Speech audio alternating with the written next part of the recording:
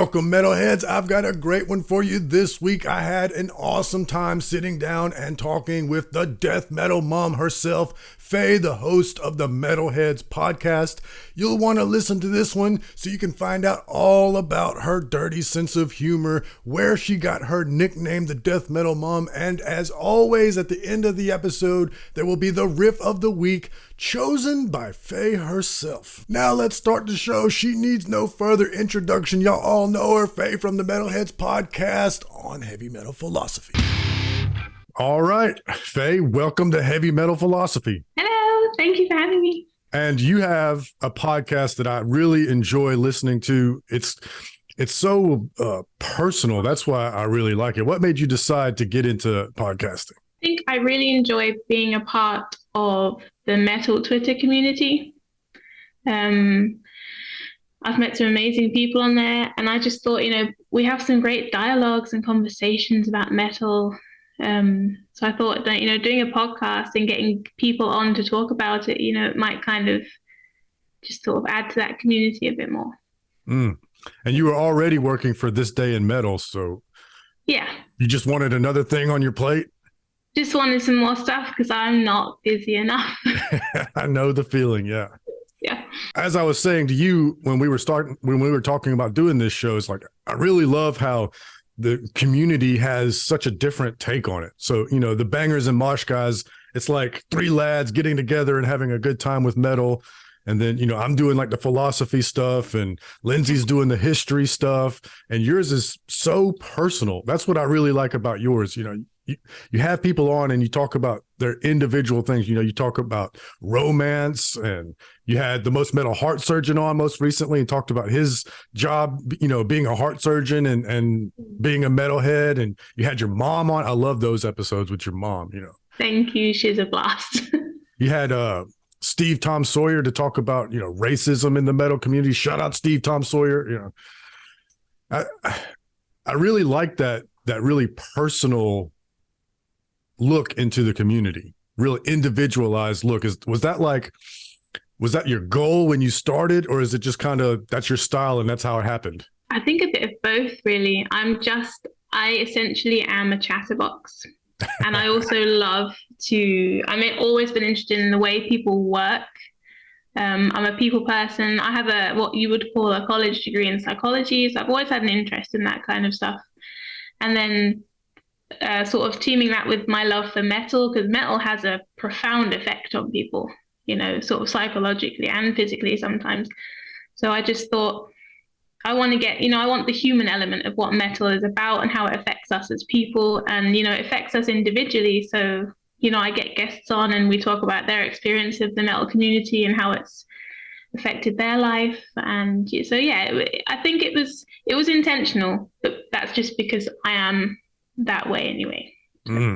That's a good way to put it, the human element. Yeah, it's better than me saying it's personal. It's really, it does focus on the individual when you're talking to a guest, but yeah, it's very human. I like that. Yeah. And I've got an episode coming up where I'm going to look at the musicians behind the music and how they function, and like what kind of personality it takes to be a metal musician, because it's not everyone that can do that. So that'll be interesting. But, most of these podcasts, mine included, it's all like, yeah, it's heavy, it's brutal, it rips, and yours is like, this is how it affected my life. I like that. Oh, thank you. Thank you very much. So you say you had a degree in psychology. Was that your plan, was to become a psychologist? I don't know if that was the plan. I didn't really have like an end goal. I just thought because you can use psychology for a lot of things. You can go into marketing, you can go into healthcare, the teaching, there's so many options with it. And it was just something I thought that would be a smart choice. And it's something, like I said, I've always been interested in the way people work. So it just, for me at the time, it seemed like a smart choice to make. Yeah. You decided to go with once a month. I like that schedule. What made you decide with the monthly release schedule? I don't have time to do anything else. That's what I should have done. I have a full-time job, and I'm a single mom with 2 kids, and then I have my This Day in Metal stuff, and then I have, a boyfriend that I have to make time for as well. Yeah. I have other things, and then I just, I really enjoy doing my podcast, but I literally only have time to do once a month because and setting up a guest and planning it takes a bit of time. It's not just a case of recording for an hour and that's it, the editing as well. So yeah, it's just what I could do with the time scale I have to still produce something that's good quality that people are going to enjoy. I don't want to just like whack out 5 episodes a month and they're just terrible because Right, right. If I do something, I want to do it properly to the best of my ability. So yeah, I probably should have went with once a month. No, you do a great job. Thank you. I love your YouTube channel. I think it's really great. Thank you so much. No, you're welcome. So did your work that you already experienced working with This Day in Metal, did that help you with like the booking of the guests? And yeah, so you've already had to do all of that sort of stuff. Yeah, and you make a lot of good connections as well, like with the musicians and with just people on Twitter. I haven't had anyone famous on my podcast apart from the lead singer from Undeath. He's the first. I was about to say Alex Jones. Yeah, apart from him, I haven't had anyone sort of like a musician or someone famous on yet. But yeah, it helps with creating those contacts and the channels I can go through to book people. I have one coming up who's pretty big, so I just messaged him on Instagram, and 2 years ago I wouldn't have been able to do that. So I'm very grateful to This Day in Metal for that. Actually, it's made my life a lot easier. Yes. Yeah. It's kind of funny because growing up as metalheads, we look at these people in these bands, we're like, oh my God, Alex Jones from Undeath, and then like, as we've gotten involved in the metal communities, like, oh yeah, that's right. There's no money in this. Everybody in this is just dudes, ladies. And so you can just message them and sometimes they'll get back to you. Exactly. You forget they're people, they're just people like we are. And I've met, through This Day Metal, I've interviewed some really cool musicians and, got to know them. And then we follow each other on social media. And then, when I go to concerts, I meet up with them and they're just regular people that just happen to have a great job, Yeah. And they're the most passionate, cool people. Because like you said, they're not doing it for the money and the fame. They're doing it because they love it. So yeah, they're great. Yeah, I find really the only real difference between them and us is because that's their job, like they're just a little bit more free to be themselves. So it seems like they're more wacky, but nah, we would be more wacky too if we didn't have like jobs and responsibilities. Yeah.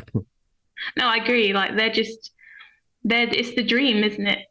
Like having a job where you can just be creative and just let it all, like, just be yourself completely. You don't have to follow anyone's rules or, dress a certain way. It's just, it must be amazing.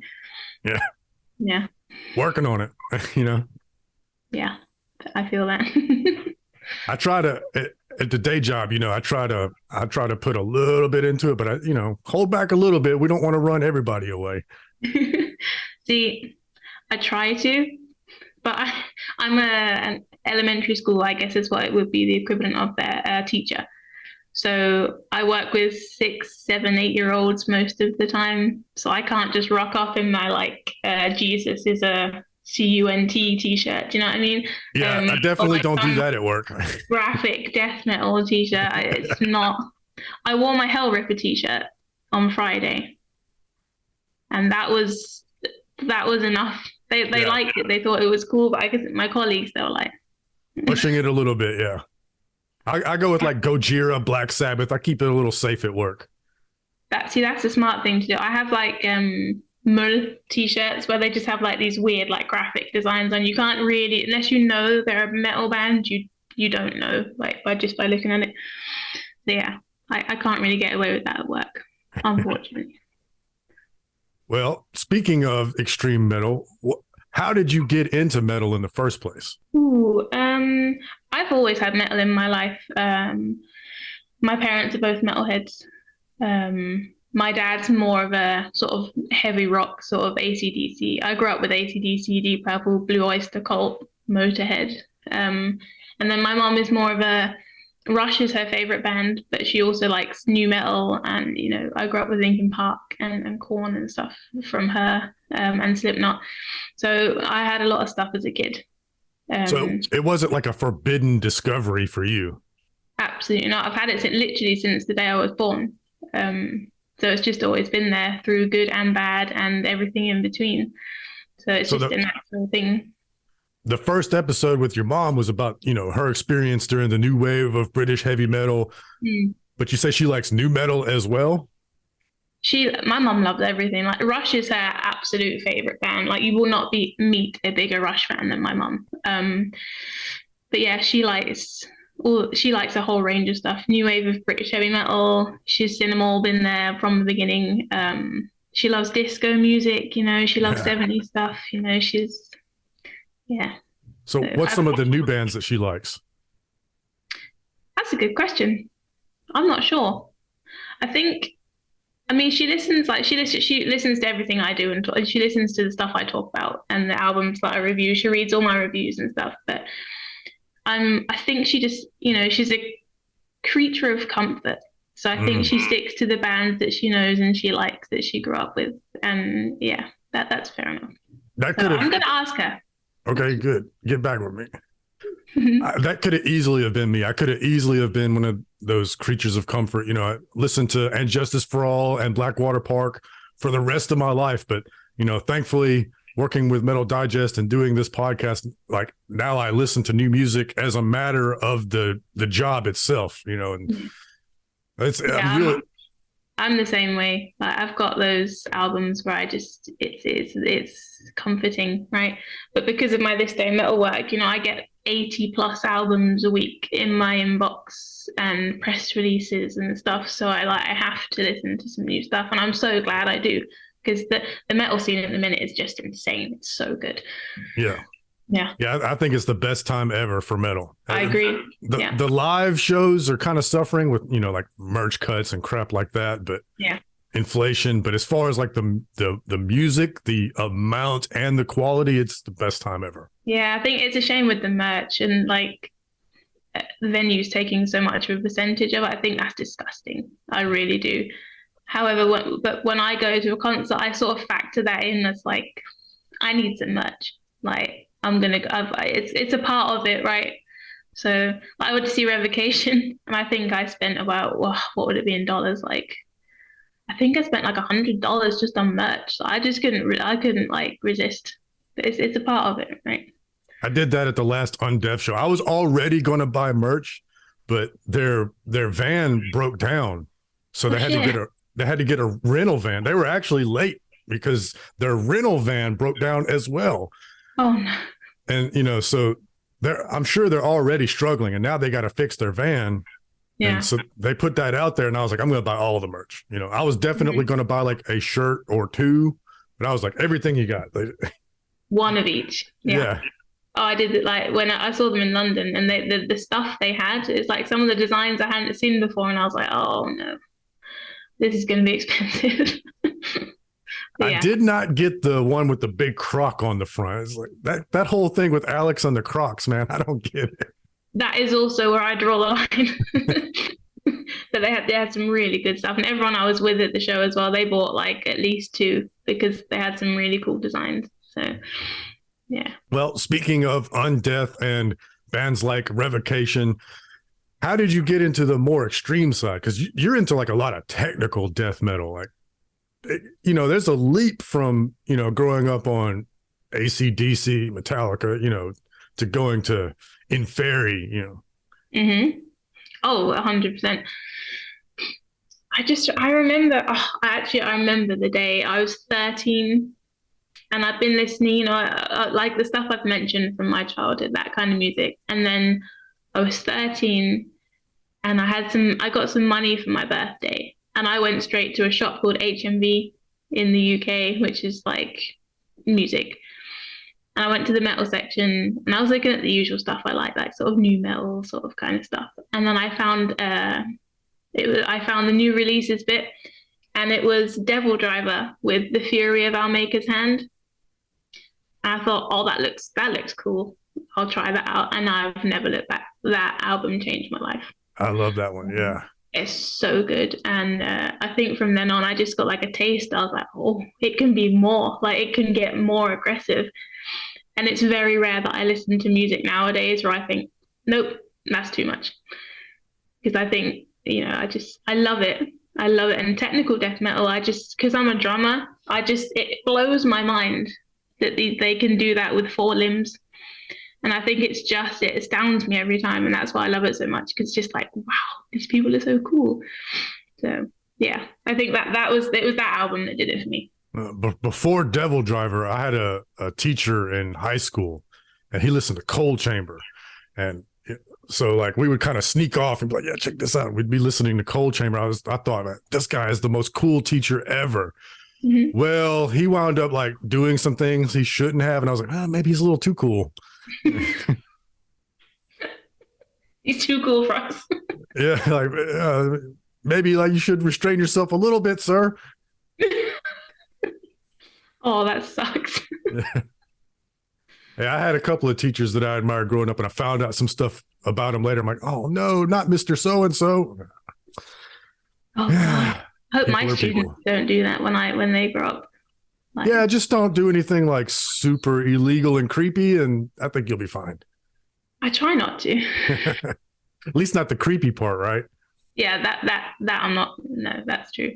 I mean, the worst thing I've ever done in one of my lessons is it was here at Christmas time. I was playing, like, I let my kids listen to Christmas music while they're working. It's nice, it's cozy. Like they're 6 years old, like, and I used my own Spotify because I couldn't get our work one to work properly. So I thought I'll just hook my phone up. It's fine. What I forgot is that I had my tech death playlist, and I just paused that. It was on Archspire, Bleed the Future, the song, which is it's brutal, right?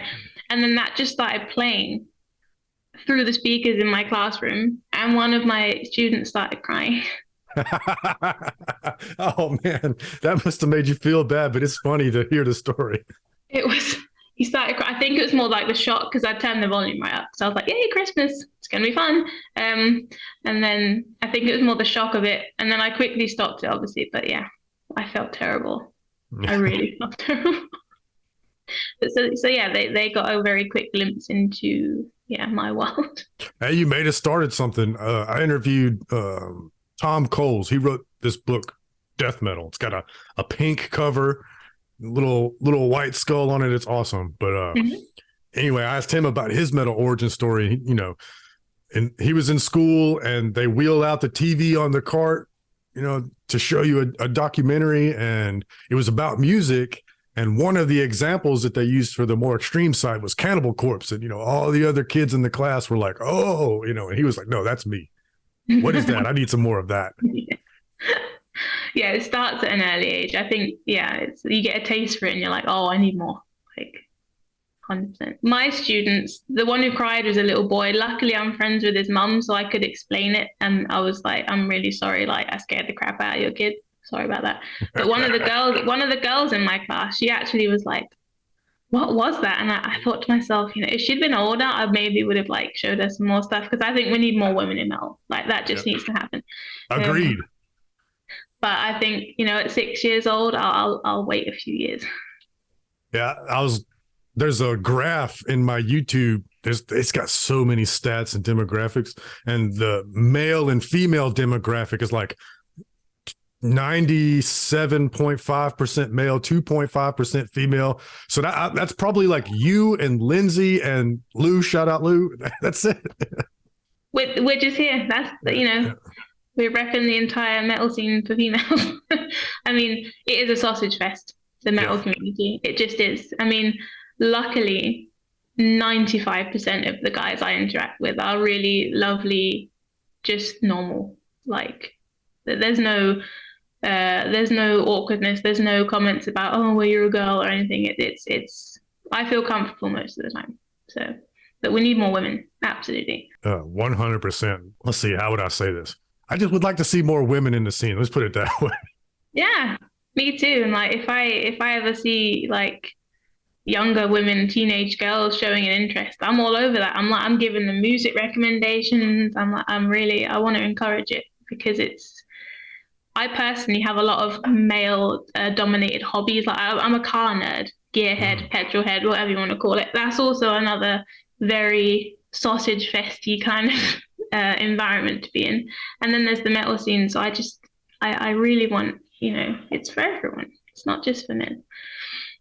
That's interesting. So I grew up in a real small town. It's in the Bible Belt of America. So everybody's like super religious, or if they're not, they pretend they are, and so getting into extreme metal, I was pretty much alone. If there was hardly anybody in town that would listen to what I listened to. There's a few people that would they owned the Black Album, Metallica's Black Album. That's as heavy as they went. Mm-hmm. And that was like our middle ground we could meet at. But they wouldn't go any heavier, definitely not Cannibal Corpse. So, if I did find somebody like, oh, Fred, I wonder if that's even more so for you, given how few women there are in the scene. Yeah, it really is. It's a good example of when I went to see Revocation. It was a sold out tour. It was in Copenhagen. And I think the capacity it was a small venue, but it was about 600. I saw two other women there. And we all stood together and were talking like at the bar, and like it was like we just found each other because it was like, holy shit. And we're all like, I think it takes a specific type of woman. Like you have to be quite thick-skinned and sort of resilient in some way, because they're just men. Like, no offense, and not scared. Yeah. No, they're like men. You're just blokes. You're just guys, right? Being guys, and you're allowed to be that. You shouldn't have to like censor yourselves because we're in the scene as well. But but be polite at least. Yeah, polite, respectful, but that's just human to human. That's got nothing with gender to do. Like, that's just being respectful. But yeah, and we just started talking, and, very similar personalities, I think, which is really lovely. And, so I love Lindsay as well. She's a great colleague to have. And we're slightly different personality types, but the core is still there, with the metal and stuff, so it's a bonding experience. It is. That's pretty rough, because Copenhagen's a pretty decent sized city, isn't it? It's a medium-sized city, I'd say. It's not like you can't get lost in it. Like you'll find your way around quite easily. So the nearest major city to me is Atlanta. So when the big bands come, it's almost always Atlanta that I go see them. Mm-hmm. So 200 Stab Wounds, Undeath, I saw them in Atlanta. And, it definitely wasn't 50-50, but there was quite a few females there. So, all right, this is great, Yeah. But like locally, if there's a metal show, which is rarely ever anyway, but if there is, it's like, if there is a female, it's one of the bandmates' girlfriend. Like that's it. The bartender, that's it. Yeah. No, it's the same. Like when I go to shows in London, there are way more females than like I said, the one in Copenhagen, small venue. It's a small country, Denmark anyway. It's not very often massive bands come. I saw Gojira here last year, and I was like, oh, they're coming here. Oh my God. And I think I was like one of 5 women there. So I think it's a matter of location as well, but it's always nice to see a fellow female at a concert. Yeah, I mean, I obviously love seeing women, but I'm married, so it's like I'm not at the bar for that reason. But I like to see women. I am a dude, but also when you're at one of these small metal shows and it's only dudes, the energy is way different. I don't like it. I don't like that energy where it's all dudes. And so none of them are looking, like I said, I'm married, I'm not looking, but none of the other dudes are looking. So that then it just becomes dudes doing dude things when they're together. I'm like, I don't like this. I'm ready to go. It's like this testosterone bubble. I know exactly what you mean. But at the Revocation show I was at, all 3 of us, the only females that were there, we were at the front. Like we were all at the front. And the singer even said, he was like, this is great. Like, you pussies, what are you guys doing? There's women up here. Like, what are you doing? It was really great. I saw Behemoth with Arch Enemy, and I went up to one of the upper decks to get a picture, down on the stage, and I looked down in the pit, and there was this, I mean, tiny little girl, way smaller than everybody else, full corpse paint, and I mean, she was regulating that pit. I mean, Amazing. I love that. as soon as somebody fell, she like was the first one to like go and push people out of the way and help them up. I mean, it was like she was the ring leader. So, yeah. That's great. That I love seeing that. I really do. Like it's rare I see a woman in the pit, but when that happens, I'm like, yes, because I'm not that type. I admit I'm a sort of stand on the edge of the pit kind of person. I'm not brave enough to get in there because I did it once when I was a teenager and someone ripped my shirt off. So I had to go home without a shirt on, which was great. In the middle of London, right? So I've just that kind of put me off. So but I have huge respect for women that do that. Indeed. Yeah. I liked it when I was younger, but now not only am I old and decrepit, but also it's my job to cover the show. So I need to actually see what's going on. Exactly. Like I also, that's also part of it. It's like, I don't drink at shows, I drink like, I'll have a soda or something because I want to remember it. I don't want to get beaten up and wake up with a hangover and in hospital. I want to, I'm spending on this ticket and merch and all the travel. Like, I want to remember this forever. I saw at least 3 people get carried out, and one of them was fully unconscious at the last Cannibal Corpse show. And it was kind of, it's Cannibal Corpse, so it's basically the most brutal that you can be. But it didn't seem like a particularly, like it wasn't one of those hardcore pits where people are literally punching each other, It was a standard mosh pit, people bumping into each other. So I was like, damn, for you to get knocked out in this, it must be hard in there. I've seen it once. They got like bumped on their arm and they fell over and I just thought, oh, they'll get up again. But they'd hit their head so hard, they just crashed and they just completely knocked out. It doesn't take much. No, especially on the concrete. Yeah, hard floors as well. So it's I guess it doesn't take that much. Wow. Poor guy. All right. Zoom's telling me that we're about 10 minutes away from my limit. I guess I should pay for this one day. I feel like I could chop it up about metal with you forever, but I got that 40-minute limit. Well, that's okay. Okay. So you do this segment on your show called Gift or Curse. What made you think of that? And the reason why I ask is because I'm always trying to think of segments that I can do. Mm-hmm. And the reason why is because it just gives the audience like, okay, this is the thing that's going to be done every episode I can look forward to. It helps me kind of structure the show, Yeah. And also because on my podcast, sometimes we end up talking about some pretty deep stuff. And I want to sort of end on something that lightens the mood a little bit. So I wanted something funny.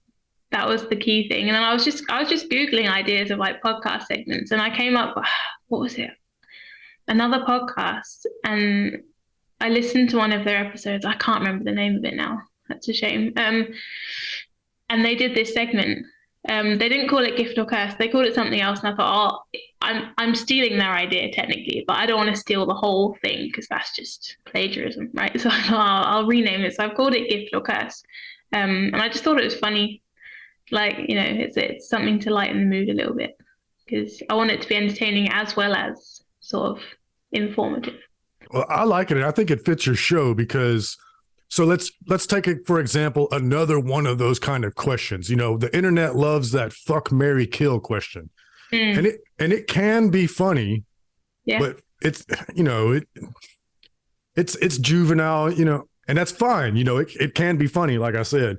But with your podcast, with it being so personal, not only is the gift or curse question, kind of like you said, lightens the mood, brings a bit of levity, but it still kind of gives you a glimpse into the thinking of the guest. So it still fits that personal human element that you talk about.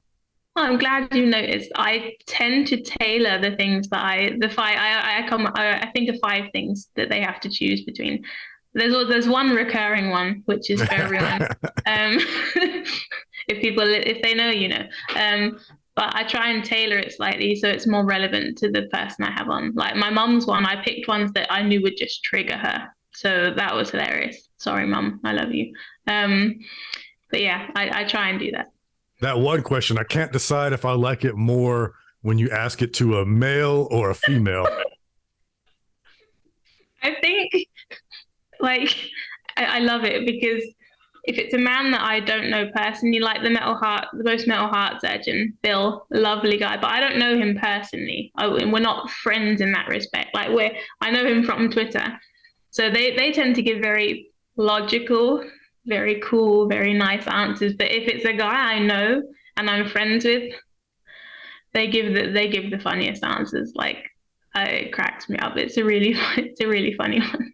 And I have a dirty sense of humor. Like my up here it's filth. It really is. Like if you know me, you know that.